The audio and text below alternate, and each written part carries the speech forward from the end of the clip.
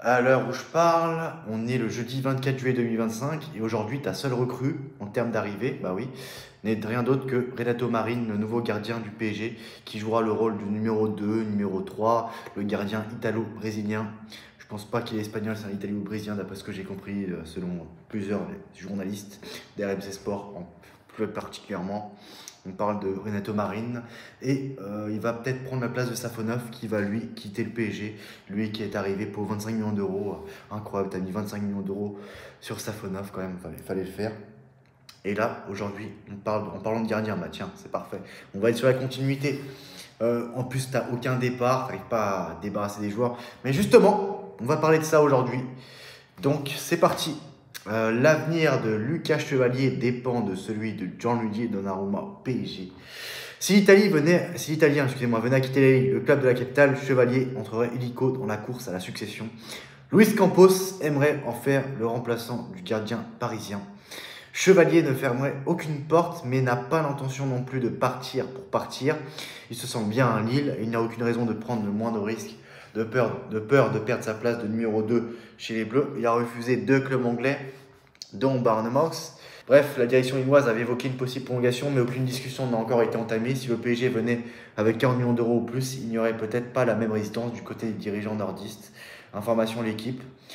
Et sinon, pour Donnarumma, alors comme indiqué par la Gazzetta, des discussions entre le clan Donnarumma et le PSG doivent reprendre dans les prochains jours, alors que le club de la capitale se dit paré à toute éventualité. Pas question pour le PSG de revivre avec Gianluigi Donnarumma ce qu'il a vécu avec Kylian Mbappé. Initialement, la décision de prolonger ou non devait être prise après la Coupe du Monde des clubs. 11 jours, le dossier n'a pas connu d'avance significative. Donc le principal point d'achoppement, les conditions fixées par le PSG sur le modèle instauré par Luis Campos, le club de la capitale lui a proposé un salaire fixe et une part de variable en fonction du nombre de matchs disputés, notamment qui peut représenter jusqu'à un tiers de ses revenus, une formule jugée inadaptée par le camp de l'international italien. Donnarumma est ciblé notamment par Chelsea, pour le PSG. Chevalier est un profil apprécié par Campos, donc voilà pour l'équipe. Et sinon, on a fait à peu près le tour par rapport aux gardiens. Et maintenant, on va parler d'une information plus croustillante. Si une équipe européenne peut se permettre de recruter Alexander Isak, cela pourrait être que le PSG. Au début de ce mercato, Isak ne figurait pas parmi les priorités du PSG, mais il reste à voir si cela changera maintenant, après sa demande de départ. Newcastle qui voulait critiquer, mais qui s'est engagé à Liverpool. Donc Newcastle qui voulait une doublette avec Isaac et Hugo Ekitike, bah, ils n'auront ni l'un ni l'autre, car Isaac a fait une demande de départ à Newcastle. Donc Colomani et Ramos pourraient partir, créant ainsi un espace pour un attaquant. Reste à savoir si le PSG est prêt à investir autant d'argent pour un avant-centre, sachant que Ousmane Dembélé joue à ce poste. Confirmation, Rodrigo ne figure pas dans les plans du PSG. Le prochain joueur qui va rejoindre le PSG sera Ilyas Zabarni. Information Adam Crafton, The Athletic FC. Sinon, plusieurs clubs européens ont manifesté de l'intérêt pour Gonzalo Ramos, notamment l'AC Milan.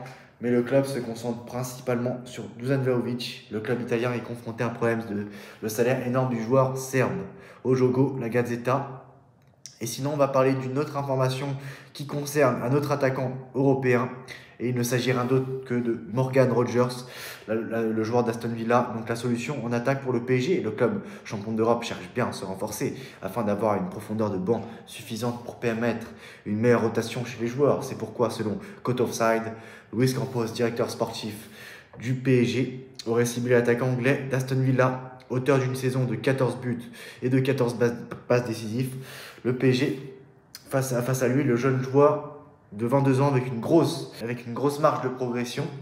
Et un coach comme Luis Enrique pourrait perfectionner son potentiel à l'image d'un Bradley Barcola ou encore Désiré Doué. Cependant, un joueur à haute qualité et à un jeune âge a une certaine valeur marchande. Et la somme évoquée pour s'attacher les services de Morgan Rogers, avoisinerait les 80 millions d'euros. Bon, bah voilà, le PSG peut mettre l'argent, ça va. Franchement, 80 millions d'euros, c'est pas un problème pour le PSG. En plus, il peut jouer, ça peut être un joueur polyvalent qui peut jouer dans l'axe, un peu à droite et tout ça, même à gauche, pourquoi pas. À noter cependant que d'éventuels départs tels que ceux de Gonzalo Ramos ou encore celui de Canguilné pourrait rapporter les liquidités, je parle comme Nasser, facilitant le transfert éventuel Et voilà, donc c'est tout pour les informations mercato du jour. Et pour l'instant, ça patine, ça patine. Et voilà, pas grand-chose à dire au niveau du mercato, à part les quelques informations qui sortent par-ci, par-là, par-ci et là. Et voilà, on se retrouve très prochainement pour une nouvelle vidéo. À très bientôt, ciao. Et sinon, on a fait à peu près le tour ouais, par rapport aux gardiens. Et maintenant, on va parler d'une information plus croustillante. Si une équipe européenne peut se permettre de recruter Alexander Isak, cela pourrait être que le PSG. Au début de ce mercato, Isak ne figurait pas parmi les priorités du PSG, mais il reste à voir si cela changera maintenant, après sa demande de départ. Newcastle qui voulait critiquer, mais qui s'est engagé à Liverpool. Donc Newcastle qui voulait une doublette avec Isak et Hugo Ekitike, bah, ils n'auront ni l'un ni l'autre, car Isaac a fait une demande de départ à Newcastle. Donc Colomani et Ramos pourraient partir, créant ainsi un espace pour un attaquant. Reste à savoir si le PSG est prêt à investir autant d'argent pour un avant-centre, sachant que Ousmane Dembélé joue à ce poste. Confirmation, Rodrigo ne figure pas dans les plans du PSG. Le prochain joueur qui va rejoindre le PSG sera Ilya Zabarny. Information Adam Crafton, The Athletic FC. Sinon, plusieurs clubs européens ont manifesté de l'intérêt pour Gonzalo Ramos, notamment l'AC Milan. Mais le club se concentre principalement sur Dusan Vlahovic. Le club italien est confronté à un problème de salaire énorme du joueur serbe. Au Jogo, la Gazzetta. Et sinon, on va parler d'une autre information qui concerne un autre attaquant européen. Et il ne s'agit rien d'autre que de Morgan Rogers, le joueur d'Aston Villa. Donc la solution en attaque pour le PSG. Le club champion d'Europe cherche bien à se renforcer afin d'avoir une profondeur de banc suffisante pour permettre une meilleure rotation chez les joueurs. C'est pourquoi, selon Cote Offside, Luis Campos, directeur sportif du PSG, aurait ciblé l'attaquant anglais d'Aston Villa, auteur d'une saison de 14 buts et de 14 passes décisives. Le PSG, face à lui, le jeune joueur de 22 ans avec une grosse marge de progression.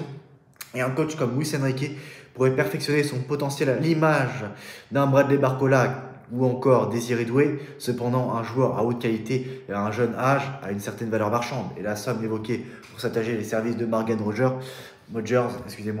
avoisinerait les 80 millions d'euros. Bon, bah voilà, le PSG peut mettre l'argent, ça va, franchement, 80 millions d'euros, c'est pas un problème pour le PSG. En plus, il peut jouer, ça peut être un joueur polyvalent qui peut jouer dans l'axe, un peu à droite et tout ça, même à gauche, pourquoi pas. À noter cependant que d'éventuels départs tels que ceux de Gonzalo Ramos ou encore celui de Kanguinli pourrait rapporter les liquidités, je parle comme Nasser, facilitant le transfert éventuel.